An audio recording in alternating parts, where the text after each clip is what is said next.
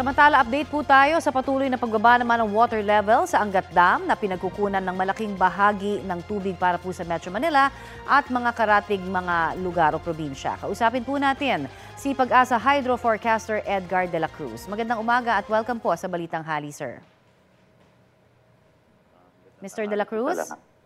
Apo. Aha, magandang umaga po sa inyo. Magandang umaga po. Aha, ito ho nga sinasabing LPA na nasa Mindanao. Maaari ho bang makadagdag kaya ito sa mga ilang dam malapit po doon o sa mga area po na nabanggit po natin na medyo delikado na, no? At wala na po sa kumbaga water level na operating level po ng Angat Dam? Ito po napantayan na LPA ay papanik po ito. Ang forecast ay aakyat hanggang sa part ng Bicol region. At sana po mahagip yung watershed natin dahil ang tinitignan namin pati yung Quezon Province, uulanin yan.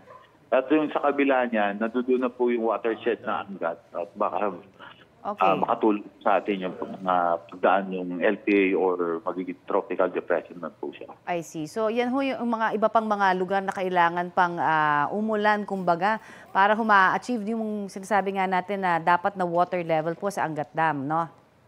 Apo. Okay, pero go ahead. Apo. Sana po ulanin yung area ng Bulacan area para madagdagan po yung water level natin. Water elevation po dyan sa Angat Dam. Pero pagka ganitong may LPA po sa may bandang Mindanao, parang ang layo. Maaabot ba nun ang Bulacan area? Kasi po ang forecast, naaakyat po siya hanggang sa umabot siya dyan sa may area ng Bicol and Quezon Province. Okay. Ito pong 180.7 meters sa ngayon as of 8 a.m. ng water level sa Angat Dam.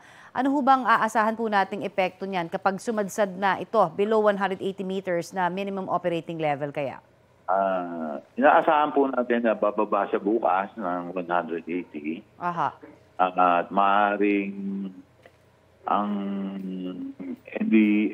NWRB at yung MWAS, mag-uusap na sila kung ano ang gagawin nila to conserve the water sa Angat Dam. Okay. Marami pong salamat sa inyo pong oras na ibinigay sa amin sa Balitang Hali, sir. Magandang tanghali din po. Pag-asa Hydro Forecaster Edgar de la Cruz po ang ating narinig. Kapuso, para sa mga maiinit na balita, mag-subscribe sa GMA Integrated News sa YouTube. Sa mga kapuso naman abroad, subaybayan nyo kami sa GMA Pinoy TV at sa www.gmanews.tv.